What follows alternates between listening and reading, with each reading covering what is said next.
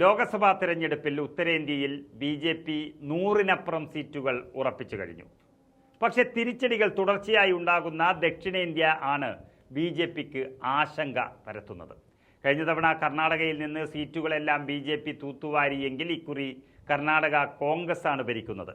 തമിഴ്നാട്ടിലും കേരളത്തിലുമൊന്നും ഒരു സീറ്റ് പോലും ബി.ജെ.പി പ്രതീക്ഷിക്കുന്നില്ല. എങ്കിലും അവസാന നിമിഷം നടക്കുന്ന അട്ടിമറികളിലാണ് ബി.ജെ.പി വിശ്വസിക്കുന്നത്. കർണാടകയ്ക്കപ്പുറം ഒരു സ്വീകരണം ദക്ഷിണേന്ത്യൻ സംസ്ഥാനങ്ങൾ കാലം ഇതുവരെയായിട്ടും ബി.ജെ.പിക്ക് നൽകിയിട്ടില്ല. കേരളത്തിലും തമിഴ്നാട്ടിലും ലോക്സഭാ തെരഞ്ഞെടുപ്പിൽ പ്രത്യേക അജണ്ട തന്നെ ബി.ജെ.പിക്ക് നിലവിലുണ്ട്. പ്രധാനമന്ത്രി നരേന്ദ്രമോദിയുടെ കേരളത്തിലേക്കും തമിഴ്നാട്ടിലേക്കുമുള്ള ഓട്ടപ്പാച്ചിലിന് പിന്നിൽ മിഷൻ 400 വിരിയിക്കാൻ തെക്കേ ഇന്ത്യ കൂടി കനിയണമെന്നുള്ളത് കൊണ്ടാണ്. തമിഴ്നാട്ടിൽ അണ്ണാമലൈ പറയുന്ന ബി.ജെ.പി ഭാഷ്യത്തിന് ദ്രാവിഡ മുഖം നൽകാൻ അമ്മ ഒഴിഞ്ഞ അണ്ണാ-ഡി.എം.കെ തന്നെയായിരുന്നു ആദ്യം മുതലേ ബി.ജെ.പിയുടെ ലക്ഷ്യം. എന്നാൽ ഇടയ്ക്കൊന്ന് അടിച്ചു പിരിഞ്ഞു പോയ അണ്ണാ-ഡി.എം.കെ ബന്ധം പഴയ പോലെ ഉറക്കുന്നില്ല എന്ന് കണ്ടതോടെ രണ്ടായി നിൽക്കുന്ന രണ്ടിലകളിൽ ഒന്നിനെ ഒപ്പം നിർത്താനുള്ള ചർച്ചകളാണ് ഇപ്പോൾ തമിഴകത്ത് നടക്കുന്നത്.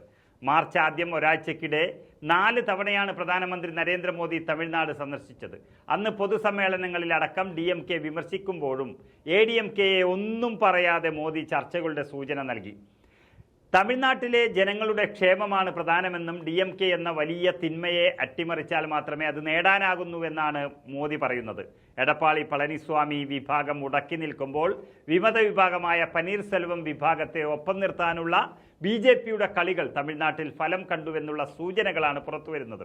നിലവിലെ സൂചനകൾ വെളിച്ചം വീശുന്നത് മുൻ അണ്ണാ-ഡി.എം.കെ മുഖ്യമന്ത്രി പനീർസെൽവം എന്ന തലൈവി ജയലളിതയുടെ വിശ്വസ്തൻ ബി.ജെ.പിക്കൊപ്പം നിൽക്കുമെന്നതാണ്.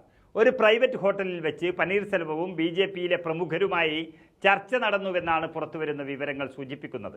ബി.ജെ.പിക്കൊപ്പം ചേരുന്നതിന് പകരം എൻ.ഡി.എ സഖ്യകക്ഷിയായി തമിഴ്നാട്ടിൽ മത്സരിക്കുകയാണ് പനീർസെൽവത്തിൻ്റെ വിഭാഗം ലക്ഷ്യമിടുന്നത്. ലോക്സഭാ തെരഞ്ഞെടുപ്പിന് തീയതികൾ പ്രഖ്യാപിക്കാനിരിക്കെ ചടുലമായ നീക്കങ്ങളാണ് തമിഴ് മണ്ണിൽ നടക്കുന്നത്. പളനിസ്വാമി വിഭാഗം ബി.ജെ.പിക്കെതിരെ അണ്ണാദുരൈ വിഷയത്തിൽ ഉടക്കിയതിൽ പിന്നെ മറ്റൊരു ചർച്ചയ്ക്കും നിന്നിട്ടില്ല.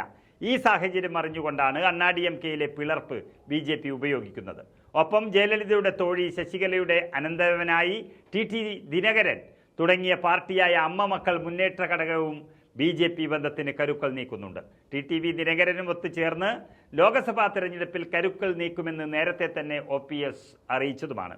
ഇതിനിടയിൽ ബി.ജെ.പി ഒരു സഖ്യം തേടുമ്പോൾ അത് തമിഴ്നാട് രാഷ്ട്രീയത്തിൽ വലിയ കോളിളക്കം സൃഷ്ടിക്കുമെന്ന കാര്യത്തിൽ തർക്കമില്ല.